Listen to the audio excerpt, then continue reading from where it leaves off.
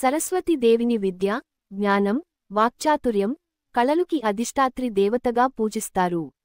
ఆమెను వీణాపాణి, విద్యాదాత్రి, వాగ్దేవి అని కూడా పిలుస్తారు. సరస్వతి మాత శ్వేతవర్ణంలో ప్రకాశిస్తూ పవిత్రతకు ప్రతీకగా నిలుస్తుంది. ఆమెకు 4 చేతులు ఉంటాయి. ఒక చేతిలో వీణ, సంగీతం, కళల ప్రతీక, ఒక చేతిలో వేదగ్రంథం, జ్ఞానం, మరో చేతిలో జపమాల, ధ్యానం, ఆధ్యాత్మికత, 4వ చేయి అభయ ముద్రలో ఉంటుంది. ఆమె హంసం, జ్ఞానప్రకాశం లేదా కమలపువ్వు మీద ఆవహించి ఉంటారు. విద్యార్థులు ప్రత్యేకంగా సరస్వతి మాతను ఆరాధిస్తారు. వసంత పంచమి, శ్రీ పంచమి రోజున సరస్వతి పూజ ముఖ్యంగా జరుగుతుంది. నవరాత్రుల సమయంలో కూడా, ముఖ్యంగా 7, 8, 9 రోజులు సరస్వతి ఆరాధన చేస్తారు. తెల్లటి పూలు, పాలు, పెరుగు నైవేద్యం సమర్పిస్తే అమ్మవారు సంతోషిస్తారని నమ్మకం. ఓం ఐం సరస్వత్యై నమః.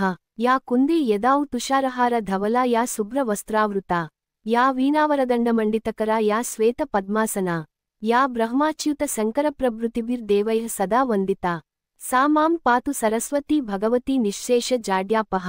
విద్య, జ్ఞానం, వాక్చాతుర్యం, కళలలో ప్రావీణ్యం కలుగుతుంది. అజ్ఞానం, మూర్ఖత్వం, భయం తొలగిపోతాయి. భక్తులు చాతుర్యం, మధురభాష, విజయాన్ని పొందుతారు. పురాణాలలో సరస్వతి మాత గురించి అనేక కథలు ఉన్నాయి. వాటిలో ప్రధానమైనది ఇది. ప్రపంచ సృష్టి ప్రారంభంలో బ్రహ్మదేవుడు సృష్టిని కొనసాగించాలనుకున్నాడు. కానీ సృష్టిలో సమతౌల్యం కోసం జ్ఞానం, వాక్చాతుర్యం, సంగీతం, కళలు అవసరమయ్యాయి. అప్పుడు ఆయన తపస్సు చేసి, తన శక్తి రూపంలో ఒక దేవిని ఆవహింపజేశాడు. ఆమెనే సరస్వతీదేవి. ఆమె ప్రత్యక్షమైన వెంటనే ప్రపంచంలో శబ్దం, వాక్కు, సంగీతం, విద్య పుట్టాయి. ఆమె తన వీణ వాయించగా ప్రపంచమంతా మధురమైన నాదంతో నిండిపోయింది. అందుకే ఆమెను వీణాపాణి అని పిలుస్తారు. బ్రహ్మదేవి సహచరిగా కూడా సరస్వతి ప్రసిద్ధి చెందింది. బ్రహ్మకు సృష్టిలో జ్ఞానశక్తిని అందించి, ఆయనతో పాటు సృష్టికర్తగా భావించబడింది. సరస్వతి జ్ఞానం, విద్య, సంగీతం, కళలకు ఆది కారణం. ఆమె లేకుండా సృష్టి అసంపూర్ణం. భక్తులు సరస్వతి మాతను ఆరాధిస్తే జ్ఞానం, చాతుర్యం, కళాత్మకత, వాక్పటిమ కలుగుతాయి. అందుకే విద్యార్థులు, కళాకారులు, పండితులు అందరూ సరస్వతీదేవిని ప్రత్యేకంగా పూజిస్తారు.